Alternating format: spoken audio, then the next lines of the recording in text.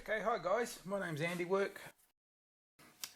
This is going to be a series of videos on modding a Crossbolt. I just managed to pick up two for $30. Wasn't really interested in Crossbolts very much until I saw a video by a young lad by the name of Mag212. Shout out to you. Very nice mod. Love the paintwork. And first thing that struck me was it looks very much like a close quarters weapon. An entry weapon, so that's what I'm going to make. But there's a couple of problems with it. Firstly, for me, the distance from the trigger to the buttstock is too short. If you're interested in knowing the details, the standard length for a weapon is anywhere from 11 to 13 inches. Now, I just happen to have another Nerf gun here. It's just a Alpha Trooper, which I modded. Basically it's painted, nothing special, but unfortunately my camera doesn't zoom out any further.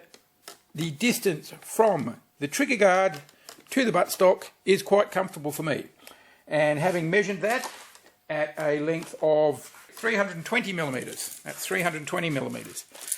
So what I needed to do for my measurements was add to the end of the Crossbolt a piece about 90mm long. Now I had a couple of ideas what I was going to do, and the first one was to actually resin cast a piece, because I know how to resin cast, I've been doing it recently. I was going to put a resin cast a chunk, even got far as drawing a scale image.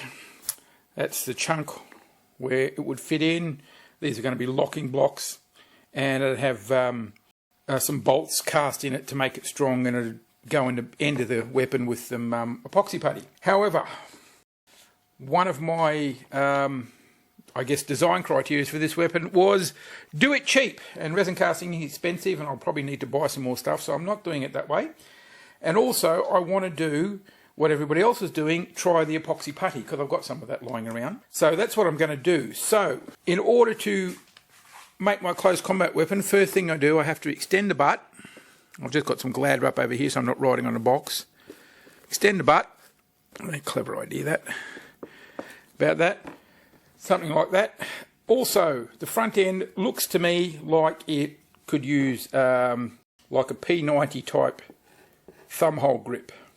And because it's an entry weapon, probably the best thing to do was build a torch into it. So if I extend it back here, I can put a battery box back in this area, have a torch under here, and even have a push switch, on-off switch. So as soon as instinctively you're grabbing the handle, you're turning the torch on. So that was about it. I don't think it needs a sight, even a snap sight or a laser sight, and I might even do the lens in the torch red.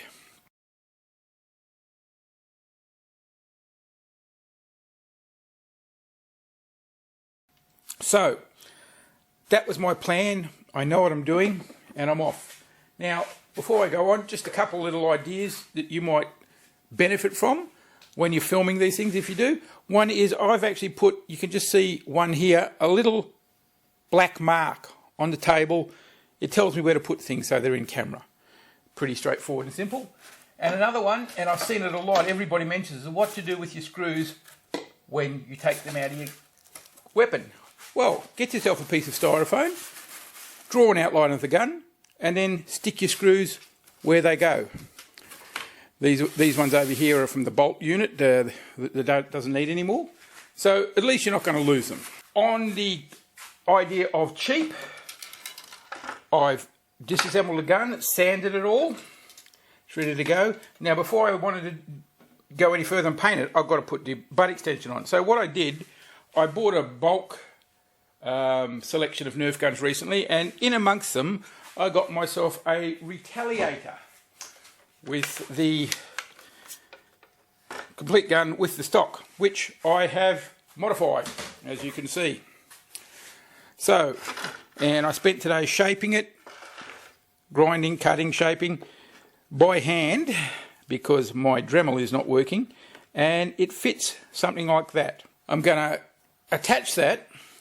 Now I've got some old laser cut pieces of MDF for when I was making spaceships, and one of those will be trimmed and put on either side just to add a bit more strength. And what I'm also planning to do is put something that looks like a shock absorber buffer in the bottom. I'll have a little ring of plastic there, make it look like a piston.